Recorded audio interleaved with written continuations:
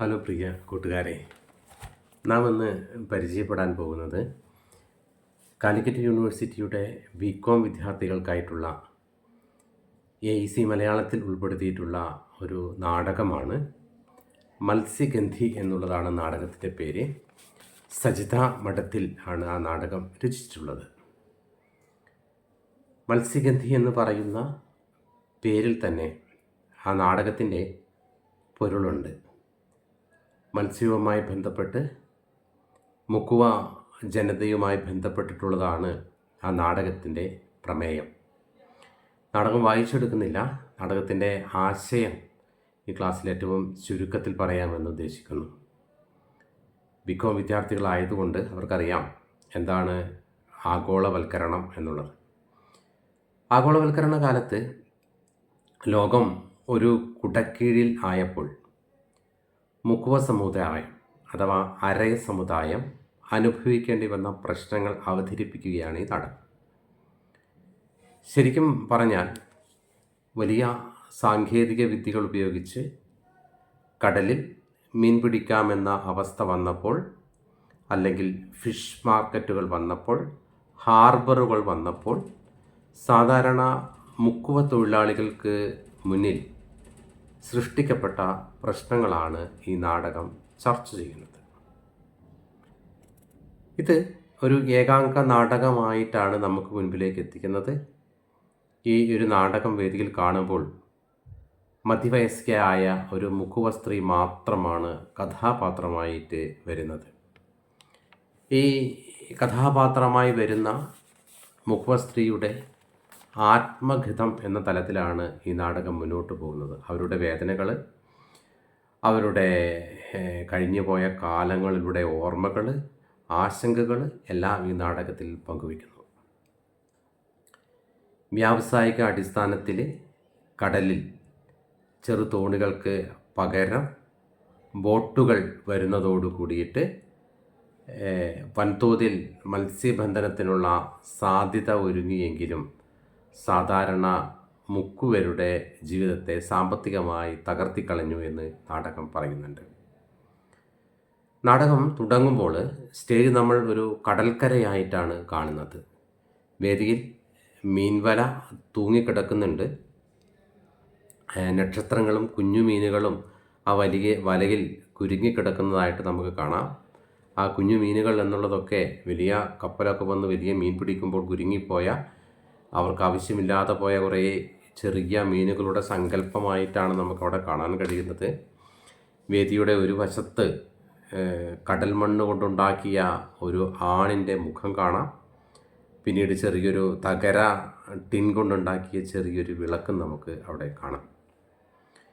പിന്നീട് ഒരു വേദിയുടെ മറ്റൊരു ഭാഗത്തായിട്ട് മീൻ വിൽക്കാനായി കൊണ്ടുപോകുന്ന അലുമിനിയത്തിൻ്റെ വലിയ ഒരു ചെരുവം, ഒരു പാത്രം നമുക്കവിടെ കാണാൻ കഴിയും. അങ്ങനെയൊക്കെയാണ് വേദിയെ ക്രമീകരിച്ചിട്ടുള്ളത്. പിന്നീട് മീൻ വലയിൽ കുരുങ്ങിക്കിടക്കുന്നത് പോലെ ഒരു മുക്കുവ സ്ത്രീ, ഒരു അരയ സ്ത്രീ അവിടെ കിടക്കുന്നുണ്ട്. ആ സമയത്ത് കടലിൻ്റെ ഇരമ്പൽ കേൾക്കാം. ആ ഇരമ്പൽ കൊണ്ട് അസ്വസ്ഥപ്പെടുന്നതായ ആ സ്ത്രീയെയാണ് നമുക്ക് കാണാൻ കഴിയുക. പിന്നീട് അവർ വിഭ്രാന്തമായിട്ടുള്ള മനസ്സോടെ സംസാരിച്ച് തുടങ്ങുകയാണ്. ആത്മഗതമായി സംസാരിച്ച് തുടങ്ങുന്നതോട് കൂടിയിട്ടാണ് നാടകത്തിൻ്റെ ഉള്ളിലേക്ക് നാം കടക്കുന്നത്. പിന്നീടുള്ള സംസാരം അത്രയും വല്ലാത്ത വേദനകളാണ്. കടലും അതിനെ ചുറ്റിപ്പറ്റിയുള്ള ഓർമ്മകളും, ഈ വ്യാവസായിക കാലഘട്ടം വരുന്നതോട് കൂടിയിട്ട് കടലിലേക്ക് മീൻ പിടിക്കാൻ വലിയ കപ്പലുകൾ വരുന്നതും, അങ്ങനെ വന്നതോട് കൂടിയിട്ട് അവർക്ക് ഉണ്ടായിരുന്ന സമ്പന്നമായിട്ടുള്ള ഒരു ഭൂതകാലത്തിൻ്റെ ഓർമ്മകളിലേക്കൊക്കെ ഇറങ്ങിച്ചെന്ന് അസ്വസ്ഥപ്പെട്ട് ഒരു വല വന്ന് അവരെ മൂടുന്നതായിട്ടാണ് നമുക്ക് നാടകത്തിൽ കാണാൻ കഴിയുന്നത്. ആ സമയം ദൂരെ നിന്നും ഒരു കപ്പലിൻ്റെ ഇരമ്പൽ അവൾ കേൾക്കുകയാണ്. അങ്ങനെ ആ സമയം ഈ അവർ കടൽപ്പരപ്പിൽ മുഖം അമർത്തി വയ്ക്കുമ്പോൾ ഒരു മീൻ വന്ന് ഉമ്മ വയ്ക്കുന്നതായിട്ടുള്ളൊരു പ്രതീതിയുണ്ട്. അതോടൊപ്പം തന്നെ മറ്റൊരു മുഖം കൂടി ഞാൻ കണ്ടു എന്ന് പറയുന്നുണ്ട്. ആ കണ്ടു എന്ന് പറയുന്ന മുഖം ഒരിക്കൽ ചെറിയ തോണിയിൽ മീൻ പിടിക്കാൻ പോയിട്ട് വലിയ ബോട്ടുകളാൽ, കപ്പലുകളാൽ ഇടിച്ച് മരിച്ചുപോയ തൻ്റെ ഭർത്താവിൻ്റെ മുഖമാണ് അവിടെ കാണാൻ അവർക്ക് കഴിയുന്നത്. അങ്ങനെ കൂടെയുണ്ട് അതിൻ്റെ ഉള്ളിലൊരു കഥ പറയുന്നുണ്ട് കേട്ടോ. കാരണം വലിയ കപ്പലുകൾ വന്നതോട് കൂടിയിട്ട് സാധാരണക്കാരായ തോണികളിൽ മീൻ പിടിക്കാൻ പോയിക്കൊണ്ടിരുന്നവരൊക്കെ അവർക്ക് മുന്നിൽ പ്രതിരോധിക്കാൻ ശേഷിയില്ലാതെ മരിച്ചുപോയി എന്നൊരു കഥ കൂടി ഈ നാടകം പങ്കുവെക്കുന്നുണ്ട്.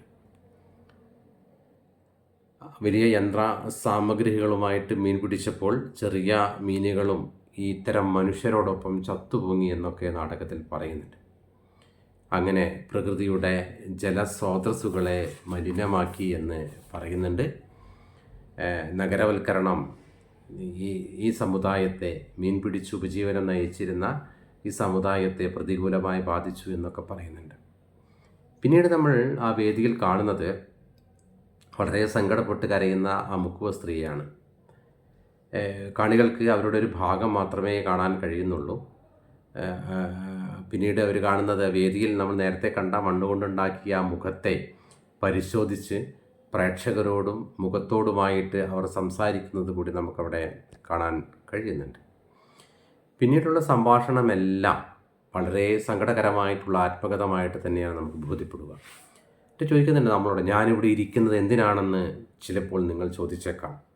അതിന് കാരണം എൻ്റെ ഭർത്താവ് കടലിൽ പോയിട്ടുണ്ട്. അവരാപത്ത് കൂടാതെ തിരികെ വരണം എന്നുണ്ടെങ്കിൽ മുക്കുവ സ്ത്രീ കരയിൽ പിഴക്കാതിരിക്കണമെന്ന് ചെമ്മീൻ എന്ന സിനിമയിൽ പറയുന്നത് നിങ്ങൾ കേട്ടിട്ടില്ലേ എന്നൊക്കെ പറഞ്ഞു പോകുന്നൊരു ഭാഗം നമുക്ക് അവിടെ വായിച്ചെടുക്കാൻ കഴിയുന്നുണ്ട്. അങ്ങനെ അതുകൊണ്ട് കൂടിയിട്ടാണ് അവരവിടെ ഇരിക്കുന്നത് എന്ന് പറയുന്നു.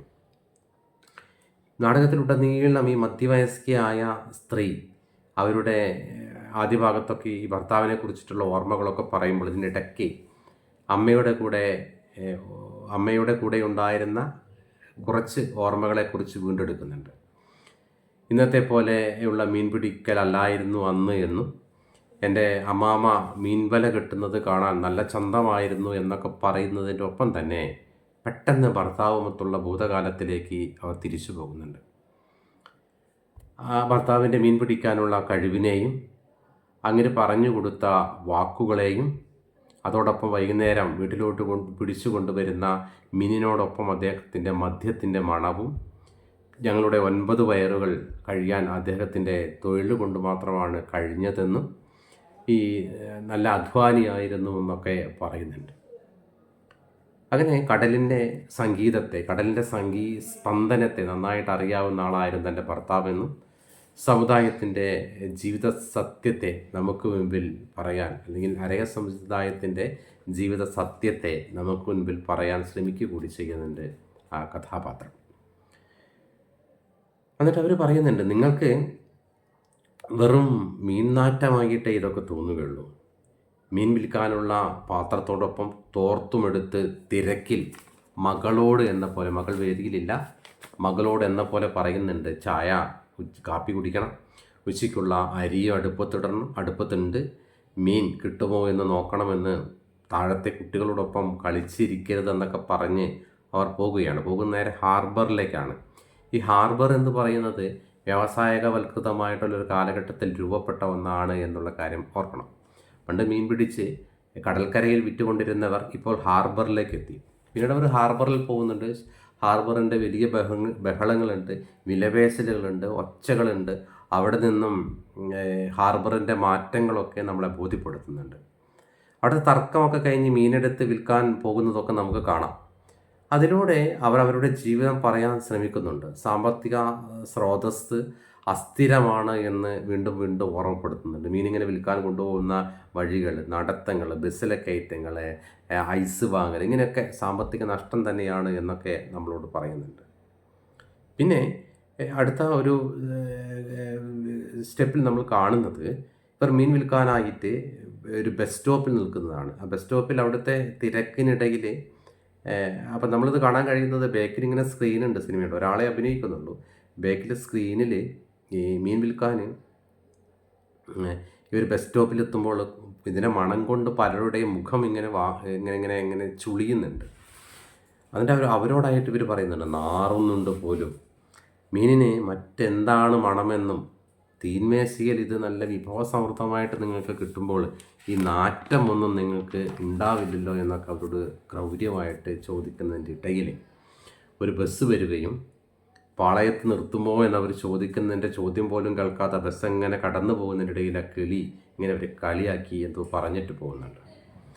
ആ സമയം ഈ സ്ത്രീ ചോദിക്കുന്നുണ്ട്, കാറ് വിളിച്ചു പോയാൽ നിൻ്റെ അച്ഛൻ കൊടുക്കുമ്പോടാ കാശ് നായിൻ്റെ മോനെ എന്ന് ചീത്ത വിളിക്കുന്നുണ്ട്. അപ്പോൾ തൻ്റെ ഇടിയായിട്ടുള്ള കരുത്തുള്ള ഒരു സ്ത്രീയെ കൂടി നമുക്കവിടെ കാണിച്ചു തരുന്നുണ്ട്. പിന്നീട് അവർ കുറച്ച് സമയം കഴിയുമ്പോൾ ഇങ്ങനെ മീൻ വിൽക്കാൻ വേണ്ടിയിട്ട് മാർക്കറ്റിലെത്തുന്നു. അവിടെ ഈച്ചയും പൂച്ചയുമായിട്ടുള്ള ബഹളങ്ങൾ, ഒരു സ്ത്രീ അല്ലെങ്കിൽ ഇത്തരത്തിൽ മീൻ വിൽക്കാൻ അവർ പോകുമ്പോൾ ഉണ്ടാകുന്ന വെല്ലുവിളികൾ ഒക്കെ കാണിക്കുന്നുണ്ട്. പിന്നെ മാർക്കറ്റിൽ വൈകി എത്തിയപ്പോൾ തന്നെ പുരുഷന്മാർ നല്ല സ്ഥലങ്ങളൊക്കെ കൈയടക്കിയതിനെക്കുറിച്ച് പറയുന്നുണ്ട്. അവർക്ക് വേഗം വരാമല്ലോ, സെൻ്റടിച്ചിരിക്കാമല്ലോ, വാഹനത്തിൽ പോകാമല്ലോ എന്നൊക്കെ ഇവർ പറയുന്നുണ്ട്. മാർക്കറ്റിലെ മുതലാളിത്ത കുത്തകകൾ വന്ന് മീൻ വില കുറച്ച് കൊടുക്കുന്നതിനെക്കുറിച്ച് പറയുന്നുണ്ട്. എൻ്റെ സ്ത്രീ പറയുന്നുണ്ട്, ഞാനിവിടെ മൂത്രമൊഴിക്കാൻ പോലുമാകാതെ അടിവയറിങ്ങനെ വേദനിച്ചൊക്കെ ഇരുന്നിട്ട് വേണം മീൻ വിൽക്കാൻ.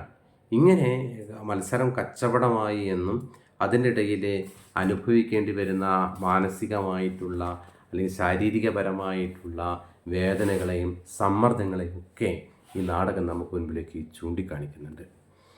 അങ്ങനെ മുതലാളിത്തത്തിൻ്റെ ലോകത്ത് അവഗണിക്കപ്പെട്ടു പോകുന്ന നിരാലംബരായിട്ടുള്ള ജനതയെ നാടകം നമുക്ക് കാട്ടിത്തരുന്നുണ്ട്. അങ്ങനെ ഓരോ രംഗവും തങ്ങളുടെ ജീവിതവുമായിട്ട് എത്രമാത്രം ബന്ധപ്പെട്ട് കിടക്കുന്നതാണ് എന്ന് വേദനയോടെ ഈ കഥാപാത്രം നമ്മൾക്ക് അവതരിപ്പിച്ച് തരുന്നുണ്ട്. നാട്ടിലുടനീളം വികസനത്തിൻ്റെ മാതൃകകൾ വന്നു, നീന്തൽക്കുളങ്ങൾ വന്നു, പാർക്കുകൾ വന്നു, മഴ നൃത്തങ്ങൾ വന്നു. ഇതെല്ലാം വന്നുമ്പോഴും മാർക്കറ്റിൽ ഒരു തുള്ളി വെള്ളം പോലും വന്നിട്ടില്ല എന്നും നഗരവൽക്കരണം ഒരു ഭാഗത്ത് വരുമ്പോൾ അടിസ്ഥാന വർഗത്തെ അത് പ്രതികൂലമായി തന്നെയാണ് ബാധിക്കുന്നത് എന്നൊക്കെയാണ് ഈ നാടകം പറയുന്നത്. വികസനം അല്ലെങ്കിൽ ഈ ഒരു മുന്നിട്ട് നിൽക്കുന്ന ഒരു ജനതയ്ക്ക് മാത്രമാണ് എന്നൊക്കെ പറഞ്ഞു വെക്കാൻ ഈ നാടകം ശ്രമിക്കുന്നുണ്ട്. എന്നിട്ട് പറയേണ്ടത്, ഞങ്ങളെ മീൻനാറ്റം എന്ന് പറഞ്ഞ് ആട്ടുന്നവരോട് ഞങ്ങൾക്കിത്തിരി നല്ല വെള്ളം തന്നാൽ എന്താ എന്ന് ഈ കഥാപാത്രം ചോദിക്കുന്നുണ്ട്. അങ്ങനെ പാർശ്വവൽക്കരിക്കപ്പെട്ട ഒരു ജനതയുടെ വേദനയാണ് ഈ നാടകമെന്ന് നമുക്ക് വേണമെങ്കിൽ പറയാം. പിന്നീട് അവർ വേദിയിൽ തിരിച്ചു വരുന്ന ഒരു നടിയായിട്ടാണ്. നടിയായിട്ട് വന്ന് കാണികളോട് കഥ പറയുന്ന രീതിയിൽ പറയുകയാണ്, ഞാനൊന്ന് മണത്തു നോക്കട്ടെ. അയ്യോ, ഇത് എന്തല്ല മീനിൻ്റെ നാറ്റമല്ല, ഇത് മത്സ്യഗന്ധമല്ലേ എന്ന് പറയുന്നുണ്ട്.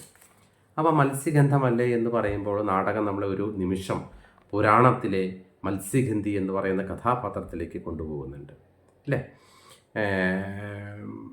മത്സ്യത്തൊഴിലാളികളുടെ ദത്തുപുത്രിയായ സത്യവതിയെ അടിസ്ഥാനമാക്കിയിട്ടുള്ളതാണ് കഥയിലേക്കെങ്കിലും ഞാൻ ആഴത്തിൽ പോകുന്നില്ല. അതിങ്ങനെയായിരുന്നു. അലഞ്ഞു തിരിയുന്ന പരാശരമുനിയിൽ നിന്നും സത്യവതിക്ക് വ്യാസൻ എന്ന മകനെ ലഭിക്കുന്നുണ്ട്. കഥ ആഴത്തിലേക്ക് പോകാൻ നമുക്ക് സമയക്കുറവുണ്ട്. അങ്ങനെ ഈ സത്യവതിക്ക് പിന്നെ വ്യാസൻ എന്ന മകൻ ജനിക്കുന്നതോട് കൂട്ടിയിട്ട് അവൾ വിശുദ്ധയായിട്ടുള്ള സ്ത്രീയായി പ്രശസ്തിയായി. മത്സ്യത്തിൻ്റെ ഗന്ധമുള്ളതിനാൽ അവളെ എന്തെന്ന് മത്സ്യഗന്ധി എന്നറിയപ്പെട്ടു. അപ്പോൾ സ്വയം അടയാളപ്പെടുത്താൻ കൂടി അവിടെ ശ്രമിക്കുന്നുണ്ട്. ഞങ്ങൾ മീൻനാറ്റമുള്ളവരല്ല, മത്സ്യഗന്ധികളാണ് എന്ന് അറിയുന്നുണ്ട്. അങ്ങനെ സത്യവതിയുടെ കഥ പറഞ്ഞ ശേഷം കാണികളെ ഇങ്ങനെ തുറിച്ചു നോക്കുന്നുണ്ട്. എന്നിട്ട് പറയുന്നുണ്ട്, ഇങ്ങനെ ഈ മീൻനാറ്റമുള്ള ഞങ്ങളുടെ ഇടയിൽ നിന്ന് എത്രയോ പെൺകുട്ടികളെ ലൈംഗികമായിട്ട് ചൂഷണത്തിന് വിധേയമാക്കുന്നുണ്ട് എന്ന് ഉറക്കെ പറയുന്നുണ്ട് അവർ. അങ്ങനെ ഇത്തരത്തിൽ ജോലി ചെയ്യാൻ ശ്രമിക്കുന്നവരെ, ജീവിതം കരുപ്പിടിപ്പിക്കാൻ ശ്രമിക്കുന്നവരെ എത്രത്തോളം പ്രയാസങ്ങളെ തരണം ചെയ്യണമെന്നാണ് അവൾ പറയുന്നത്. ആ സമയം വേദിയിലുള്ള മീൻ വലയുടെ ഉള്ളിലോട്ട് കയറി മീൻ പരിശോധിച്ചിട്ട് ഭ്രാന്തമായി പറയുകയാണവർ, നിങ്ങൾ കേൾക്കുന്നില്ലേ, കടൽ പൊട്ടുന്നൊരു ശബ്ദം കേൾക്കുന്നില്ലേ, കടൽപ്പന്നികളുടെ ശബ്ദം കേൾക്കുന്നില്ലേ, കടൽക്കരയിലെ മണ്ണിലെ മാറ്റം അതുണ്ടോ എന്നിട്ട് പറയാണ്, അന്ന് വഞ്ചി ഇറക്കുന്നതിന് മുൻപ് എൻ്റെ കെട്ടിയവൻ എല്ലാം പരിശോധിച്ചിരുന്നു. പക്ഷേ ഒരു പന്തികേടും തോന്നാത്ത ദിവസമായിരുന്നു അദ്ദേഹം അദ്ദേഹം മരണപ്പെട്ടത്, അദ്ദേഹം കടലിൽ പോയത് എന്നൊക്കെ പറയുന്നുണ്ട്. ഓർമ്മകൾ എങ്ങനെ ഇദ്ദേഹത്തിനെ ഭ്രാന്തമായിട്ടുള്ള മാനസികാവസ്ഥകളിലേക്ക് എത്തിക്കുകയാണ്. എന്നിട്ട് പറയുകയാണ്, എൻ്റെ ഭർത്താവ് കടലിനെ കൈവെള്ളയിലാക്കിയവനാണ്, കടലിൻ്റെ താളത്തിനൊത്ത് മീൻ പിടിക്കുന്നവനാണ്, കടലിൻ്റെ താളത്തിനൊത്ത് പങ്കായമെറിയുന്നവനാണ്. അങ്ങനെ എത്രത്തോളം കടലിൻ്റെ താളമറിയുന്ന തൻ്റെ ഭർത്താവിനെ ഈ ട്രോളർ ബോട്ടുകൾ വള്ളങ്ങളുടെ പരക്കം പാച്ചിലിനിടയിൽ താളം തെറ്റി കടലിൻ്റെ ആഴങ്ങളിലേക്ക് പോയൊരു മനുഷ്യനായിരുന്നു എൻ്റെ ഭർത്താവ് എന്ന് പറയുന്നുണ്ട്. അങ്ങനെ ഈ വലിയ വലിയ മാനസിക സംഘർഷങ്ങളിലേക്ക് വന്ന് അവരിങ്ങനെ മണ്ണൊക്കെ മരിച്ചവരെ പോലെ ഇങ്ങനെ മുഖത്തേക്ക് വാരി എറിഞ്ഞ് മരിച്ചവരെ പോലെ കിടക്കുന്നുണ്ട്. പിന്നെ കൈകൾ മീനിനെ പോലെ ഇങ്ങനെ മെല്ലെ മെല്ലെ അനക്കിയിട്ട് പറയുന്നുണ്ട്, പണ്ട് കടൽ നിറയെ മീനായിരുന്നു, മീനിന് വില കുറവായിരുന്നു, കടപ്പുറത്തെ കുഞ്ഞുങ്ങൾക്ക് നല്ല ആരോഗ്യമുണ്ടായിരുന്നു, അന്ന് ചന്തകളും ഹാർബറുകളും കയറി അലയേണ്ടിയിരുന്നില്ല, കടപ്പുറത്ത് തന്നെ കുറേയധികം മീനുകളെ കിട്ടുമായിരുന്നു, അതിനപ്പുറത്തേക്ക് വെള്ളി പോലെ തിളങ്ങുന്ന മീനുകളായിരുന്നു. അങ്ങനെ നല്ലൊരു ഗതകാലത്തേക്ക് നമ്മളെ കൊണ്ടുപോകുന്നുണ്ട്. അമ്മ ആ സമയത്ത് മീൻ വിൽക്കാനായി ചന്തയിൽ പോയി വരുമ്പോൾ വീട്ടിലേക്കുള്ള സാധനങ്ങളുമായി വരുന്നത് ഞങ്ങളിങ്ങനെ നോക്കിയിരിക്കും. അന്ന് ജോലിക്ക് കൂലിയുണ്ടായിരുന്നു. അതിൽ കടലിൽ ചീറിപ്പായുന്ന മോട്ടോർ ബോട്ടുകളില്ലായിരുന്നു, വിദേശ കപ്പലുകളും കടലാമയുടെ ഗർഭം ചുരണ്ടിയില്ലായിരുന്നു എന്നുള്ളതൊക്കെ പറയുന്നുണ്ട്. അങ്ങനെ സമ്പന്നമായിരുന്നു ഞങ്ങളുടെ പൂർവ്വകാലം എന്നാണ് അവർ പറയുന്നത്. പിന്നീട് സംസാരം ഇങ്ങനെ ഉച്ചത്തിലാവുന്നുണ്ട്. സംസാരം ഉച്ചത്തിൽ അവസാനം വേദിൻ്റെ അരികിൽ നിന്ന് ഒരു കുട എടുത്ത് പിടിക്കുന്നുണ്ട് അവർ. അതിലിങ്ങനെ എഴുതിയിട്ടുണ്ട് ദൈവത്തിൻ്റെ സ്വന്തം നാട് എന്നുള്ള ബോർഡ്. എന്നിട്ട് ഇങ്ങനെ അയൽവാസികളോടായിട്ട് ഇങ്ങനെ പറയുകയാണ്, പണ്ട് തുറമുഖം വരുന്നു എന്ന് പറഞ്ഞപ്പോൾ നാം ഒരുപാട് സന്തോഷിച്ചില്ലേ, പണി കിട്ടുമെന്നും കൂലി കിട്ടുമെന്നും അടിസ്ഥാന സൗകര്യങ്ങളൊക്കെ എന്നൊക്കെ മിഥ്യാധാരണകൾ നമുക്കുണ്ടായിരുന്നില്ലേ എന്നൊക്കെ ചോദിക്കുന്നുണ്ട്. എന്നിട്ടോ ഇതിനോടൊപ്പം ഇന്നിപ്പോൾ കടലിനും നമുക്കുമിടയിൽ വലിയ ഒരു മതിൽ വരുന്നു എന്ന് നിങ്ങൾക്ക് സങ്കല്പിക്കാൻ കഴിയുമോ? ആ കുട അവർ പതിയെ പിടിച്ചൊരു മതിലായിട്ട് ഇങ്ങനെ പിടിക്കുന്നുണ്ട്. അവർ ചോദിക്കുകയാണ്, ഇനി എങ്ങനെയാണ് വഞ്ചി ഇറക്കുക? ഇനി എങ്ങനെയാണ് കടലിൻ്റെ താളം കേൾക്കുക? മീൻകൂട്ടത്തിൻ്റെ കലപിലകൾ എങ്ങനെയാണ് കേൾക്കുക?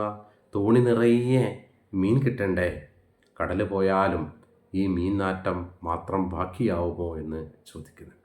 വികസനത്തിൻ്റെ പുത്തൻ മാതൃകകൾ വരുമ്പോൾ അടിസ്ഥാന വർഗ്ഗക്കാർ, സാധാരണക്കാർ എങ്ങനെയാണ് അവിടെ നിന്ന് മാറ്റി നിർത്തപ്പെട്ടു പോകുന്നത് എന്നാണ് ഈ നാടകം പറയുന്നത്. കുട ചുരുക്കി വെക്കുന്നുണ്ട്. എന്നിട്ട് നഷ്ടപ്പെട്ടു പോയ വസന്തത്തെക്കുറിച്ചിട്ട് അവരിങ്ങനെ ഓർക്കുന്നുണ്ട്. അങ്ങനെ മീൻ വിൽക്കാൻ കൊണ്ടുപോകുന്ന ആദ്യം പറഞ്ഞൊരു പാത്രമുണ്ടല്ലോ, ആ പാത്രത്തിൽ ഇവരിങ്ങനെ കയറുന്ന് ഇരിക്കുന്നുണ്ട്. എന്നിട്ട് ചോദിക്കുകയാണ്, എൻ്റെ മരിച്ചു പോയ മുക്കുവിനെ നിങ്ങൾക്ക് തരാൻ പറ്റുമോ എന്ന് കാണികളോട് ചോദിക്കുന്നുണ്ട്. വലിയ കപ്പലുകൾ പിടിച്ചു കൊല്ലുന്ന മീനിനെ വലുതാക്കി ജീവൻ വെപ്പിച്ച് എൻ്റെ അടുത്തെത്തിക്കാൻ നിങ്ങൾക്ക് കഴിയുമോ എന്നുള്ള ചോദ്യങ്ങളൊക്കെ ചോദിക്കുന്നുണ്ട്. ഇങ്ങനെ നിരന്തരം തലമുറകളോട്, കാലത്തിനോട് അവർ ഇങ്ങനെ ഒരേ ചോദ്യം ചോദിക്കുകയാണ്. ഈ മുക്കുവത്തി മുടിയഴിച്ചിട്ടാൽ കാലം കോപിക്കുമെങ്കിൽ കോപിക്കട്ടെ. ഇങ്ങനെയൊക്കെ പുലമ്പിക്കൊണ്ട് പ്രേക്ഷകരുടെ ഇടയിലേക്ക് വിളക്കുമായി മീൻ വിൽക്കുന്ന പാത്രവുമായിട്ട് അവരിങ്ങനെ വരുന്നുണ്ട്. എന്നിട്ട് എന്നോട് പറയാണ്, ഈ നാറ്റം, ഈ മീനിൻ്റെ നാറ്റം എൻ്റെ കൊട്ടയിൽ നിന്നല്ല, അത് കടൽ ചെയ്യുന്ന നാറ്റമാണ്. മത്സ്യഗന്ധികളുടെ സ്വപ്നം ചീഞ്ഞളിഞ്ഞതിൻ്റെ നാറ്റമാണ്. നോക്കുക, എന്ത് തീവ്രമാണ് ആ വാക്കുകൾ നോക്കുക.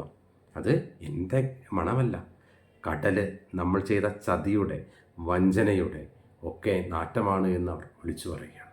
അത്രയും പറഞ്ഞുകൊണ്ടിരിക്കുമ്പോൾ ഒരു ട്രോളർ ബോട്ടിൻ്റെ, യന്ത്രവൽകൃത ബോട്ടിൻ്റെ ശബ്ദം കേൾക്കുന്നുണ്ട്. അവർ അസ്വസ്ഥതയോടെ നമ്മളോട് ഇങ്ങനെ നോക്കുന്നു. കർട്ടൻ വീഴുന്നു. നാടകം അവസാനിക്കുകയാണ്. ആശങ്കകളോടെ ഒരുപാട് ഒരു കാലഘട്ടത്തിനെ ഓർമ്മപ്പെടുത്തിക്കൊണ്ട് എങ്ങനെയാണ് ഈ അധിനിവേശ ശക്തികൾ നമുക്ക് മേൽ വേരോട്ടം കുറിക്കുന്നതെന്ന് നാടകം പറഞ്ഞു വയ്ക്കുന്നുണ്ട്. ദുരന്തരപൂർണമായിട്ടുള്ള മുക്കുവ സമുദായത്തിൻ്റെ ജീവിതം ഉള്ളടക്കത്തിലും രൂപത്തിലും അവതരിപ്പിക്കുന്ന മത്സ്യഗന്ധി എന്ന നാടകം യഥാർത്ഥത്തിൽ നാടകത്തിൻ്റെ തനി മാതൃകകളെ പൊളിച്ചെഴുതിക്കൊണ്ടാണ് മുന്നോട്ട് വരുന്നത് എന്നാണ് പറയാനുള്ളത്. നാടകം വായിക്കുക. നിങ്ങൾക്ക് മനസ്സിലായി എന്ന് വിചാരിക്കുന്നു. മറ്റൊരു ക്ലാസ്സുമായി വീണ്ടും കാണാം.